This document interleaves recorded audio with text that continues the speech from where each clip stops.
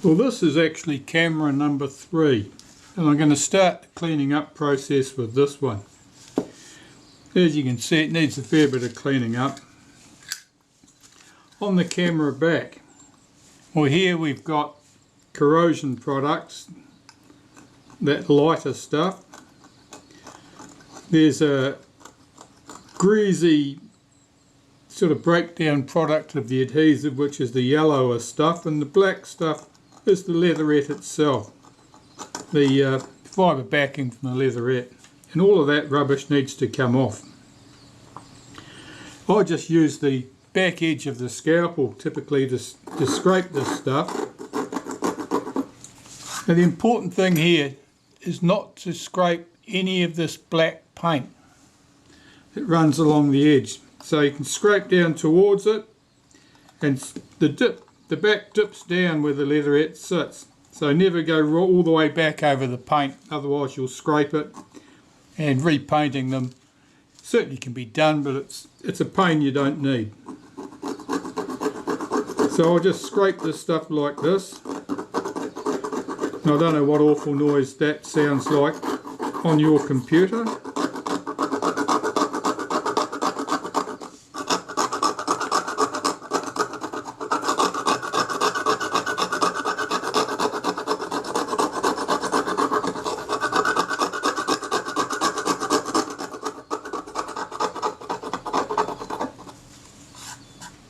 And you can see that's coming off fairly well.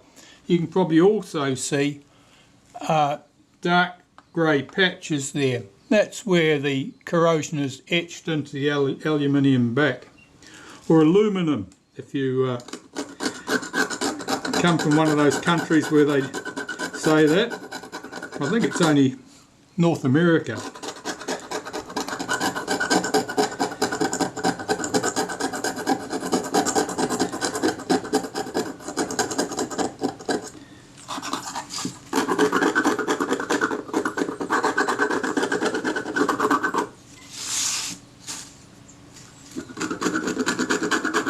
I prefer to scrape towards me like this. I've got better control, or find I've got better control than scraping away from me.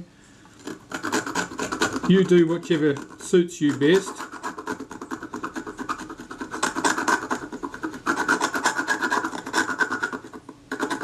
The main reason I'm getting this rubbish off is so that the leatherettes, when we put them back, stand a fighting chance of sitting down relatively smooth and lump free.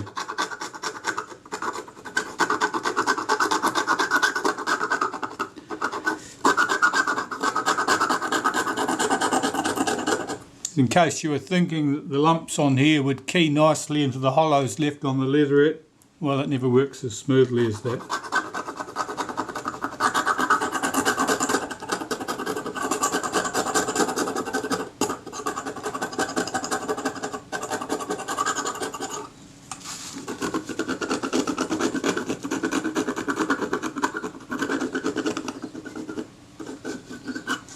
So it's fairly easy to deal with the large, fairly flat area on the back. Dealing with the ends is trickier.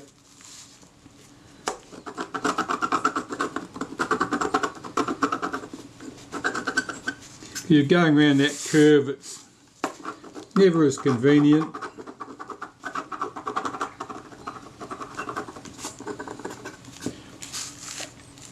And you probably end up with Zeiss bumps on your leatherette. It's at these points.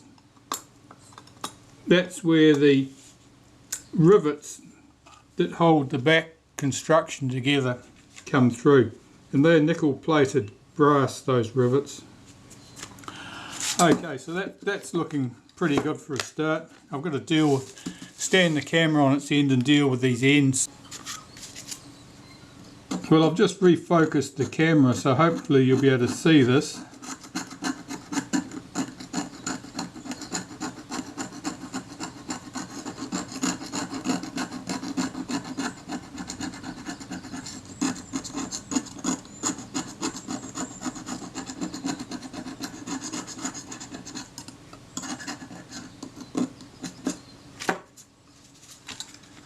I'll flip it and do the other end.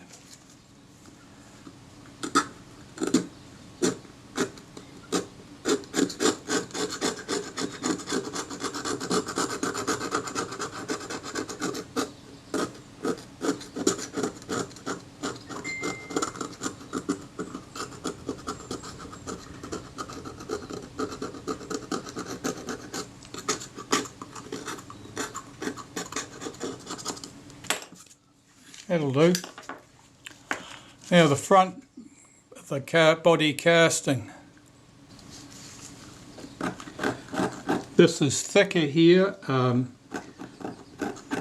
partly because the leatherettes have come off the front and been re-glued before, I think, which means that there's multiple layers of adhesive, and also because the casting will be a different alloy than the back, and so the adhesives behave differently on it and can be easier or harder to scrape off.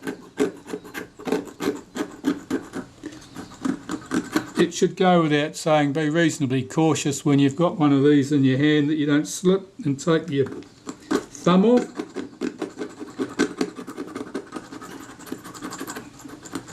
That's very important because it's a bugger getting the blood off the camera.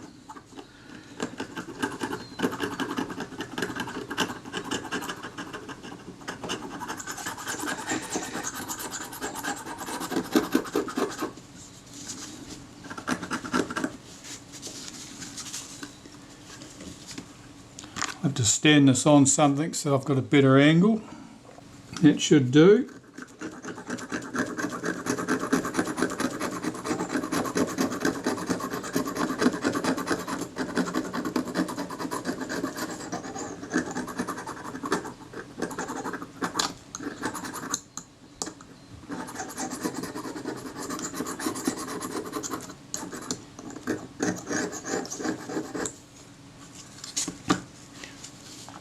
Now this camera number 3, was the one that completely lacked any cord for the meter. So although someone had done a tidy job of servicing the camera previously, they hadn't replaced the cord.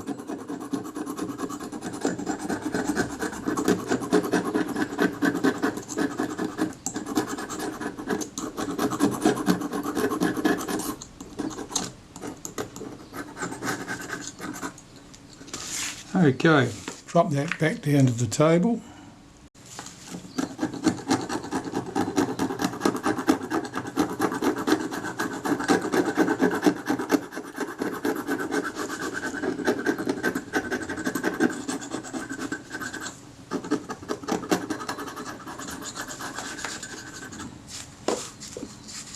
There's quite a crust of adhesive and rubbish in here.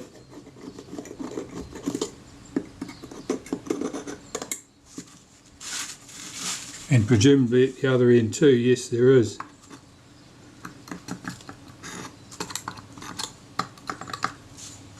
Alright, now the base of the camera. This light coloured stuff here, that's certainly corrosion products, and that's a sign that the camera's been put down somewhere damp most likely.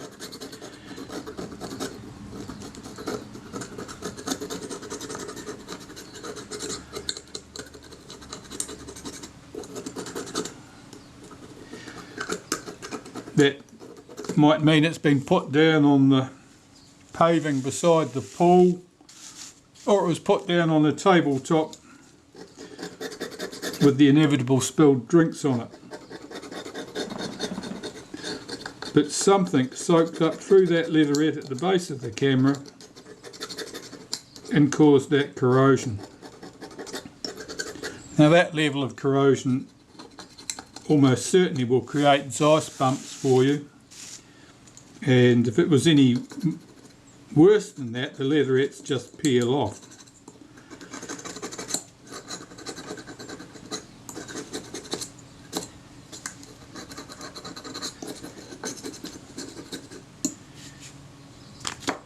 Right, that's enough scraping on those parts, I think.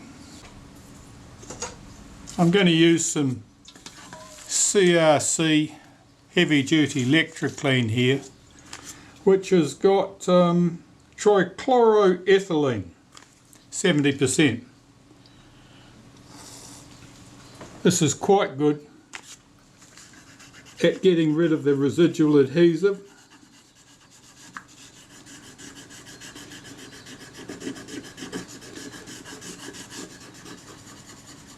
And you do what you like with this stuff, but best use it in a nice airy place.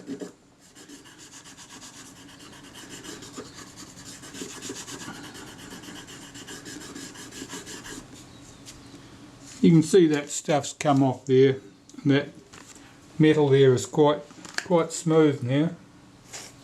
Inevitably there will be a few lumps and bumps left after scraping the rubbish off it, and you might need to do another round with your scalpel to tidy things up.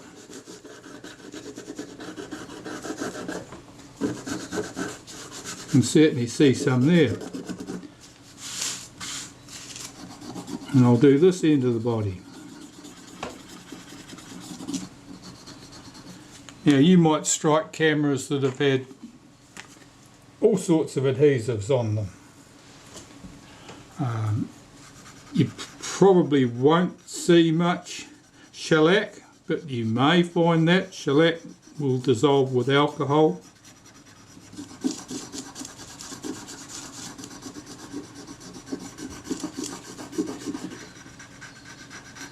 The messiest cases you're going to have to deal with is where there have been multiple repairs in the past and every repairer has used a different adhesive and no one has cleaned up the mess from the previous repair.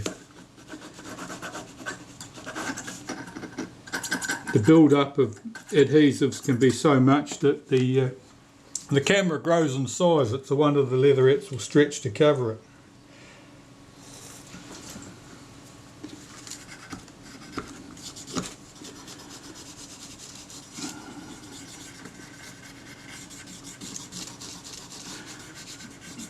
And these sorts of tasks are sort of a once in 50 years task. You're not going to have to do it again on the same camera.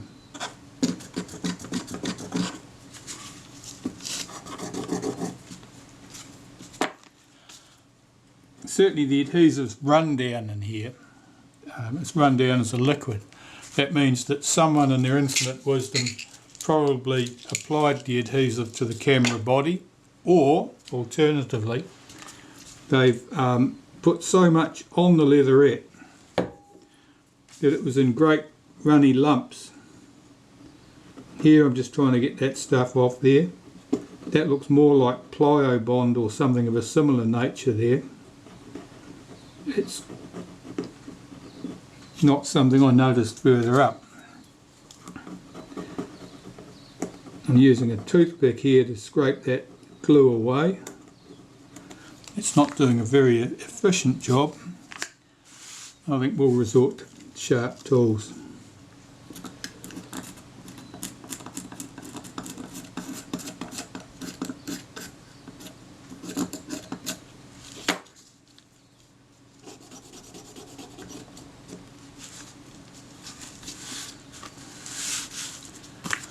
The other end's not quite so bad. That's the bulk of it on the front. I'll do the same on the back here. Again, I'm going to use the Lectra clean, and because I've got such a big area, I'm going to spray it directly onto there. Now with your cotton bud, don't be rubbing away at the paint all the time. You can clean that up last of all, but you just want all the gunk off the back where the leatherette sits. You shouldn't be working on the painted areas to any large extent. Any overflow there will clean up with a bit of naphtha when we get to it. This often leaves a sticky residue, so you might need to do it 1 or 2 passes. The sticky residue is not the solvent, the sticky residue is the leftover dissolved adhesive.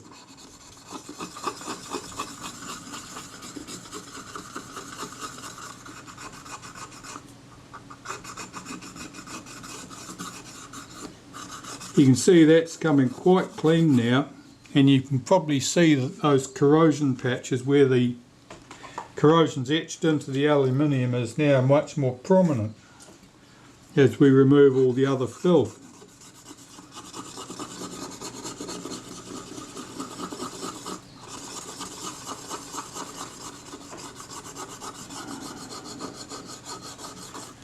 It's probably fair to say this is the least glamorous part of computer repair, camera repair.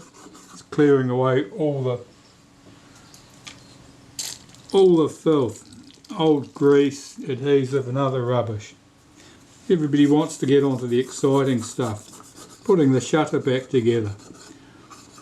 But it's a bit like building a house. You've got to make sure your foundations are sound, otherwise it's all going to turn to custard.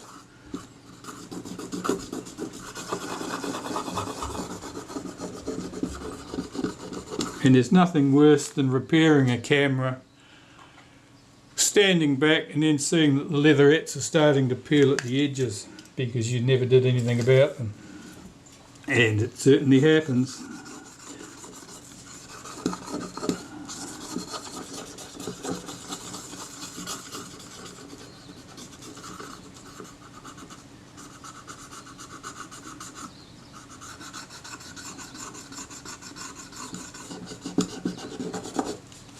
Right, that's looking pretty good. I'll just carry on and clean up the base of the camera and the ends in the same fashion, and we'll move on to the next bit.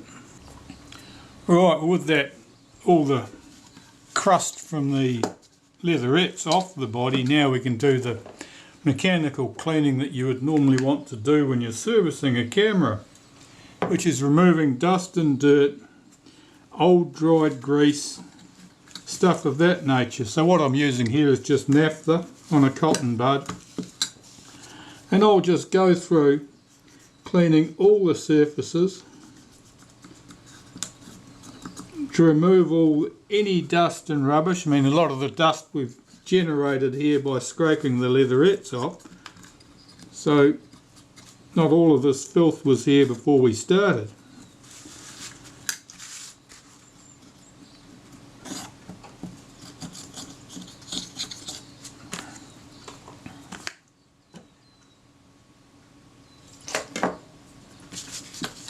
And the back, of course, we've dealt with.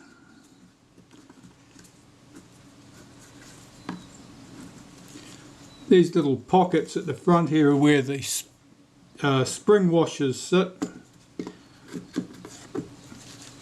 underneath the front panel. Right, so I'll just clean up this top plate.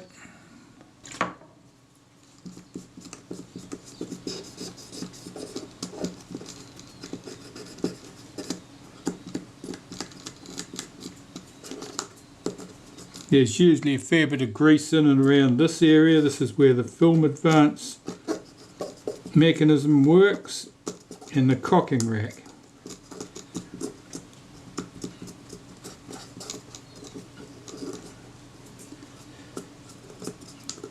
The main reason for wanting to be rid of all the old grease is that over time it will have deteriorated.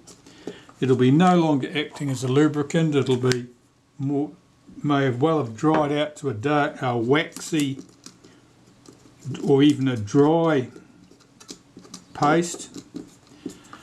And the other thing that happens is that over time grease attracts and holds dust.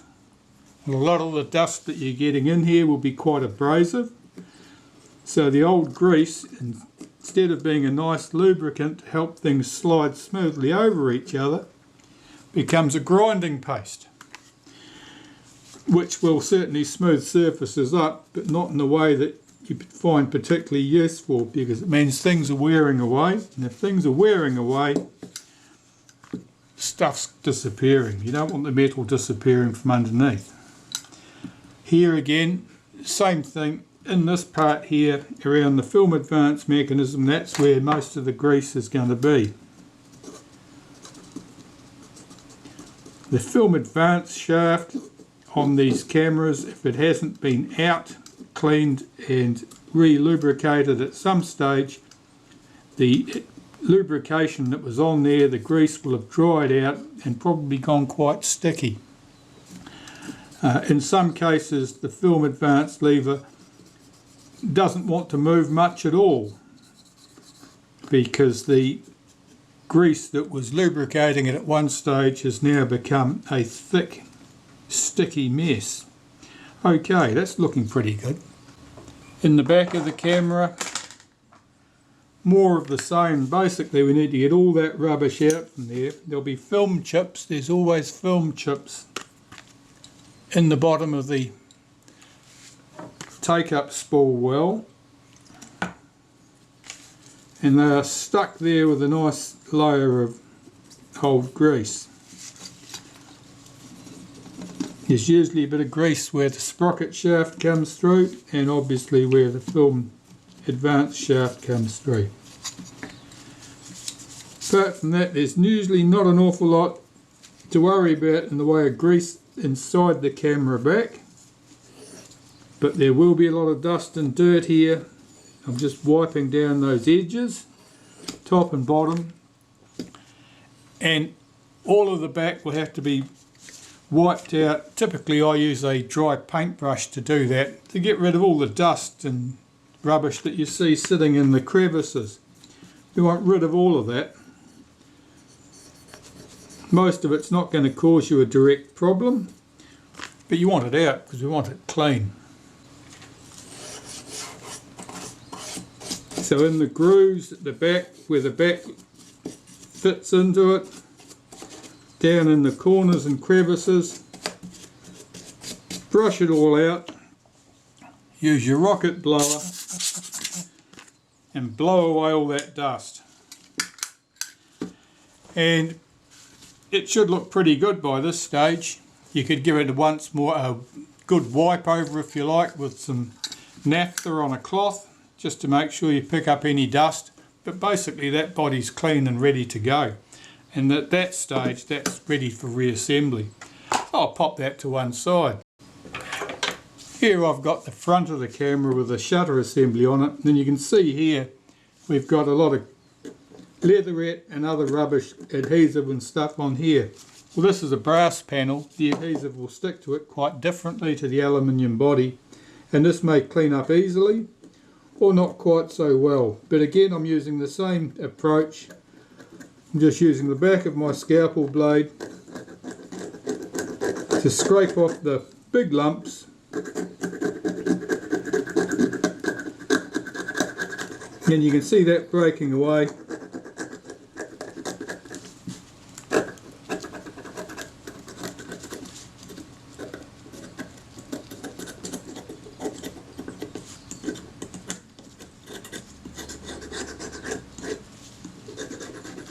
Now the brass was probably quite heavily discoloured. That's quite normal, that's just some surface corrosion. It's of no consequence at all. That won't cause you any problems.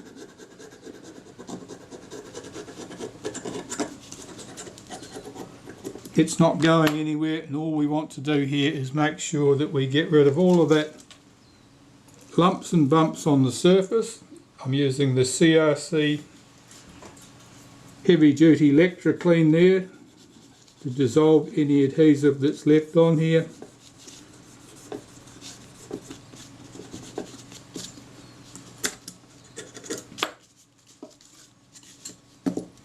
And the other side, well, there's only a little tiny area here visible on the other side.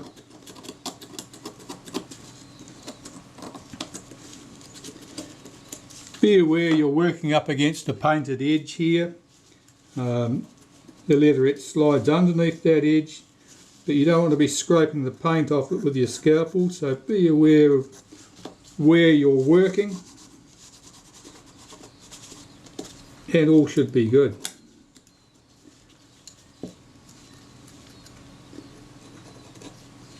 That's fine, that'll do for that, because we'll be doing more work on that when I strip this component down. The leatherettes. Yeah, the leatherettes can be a challenge.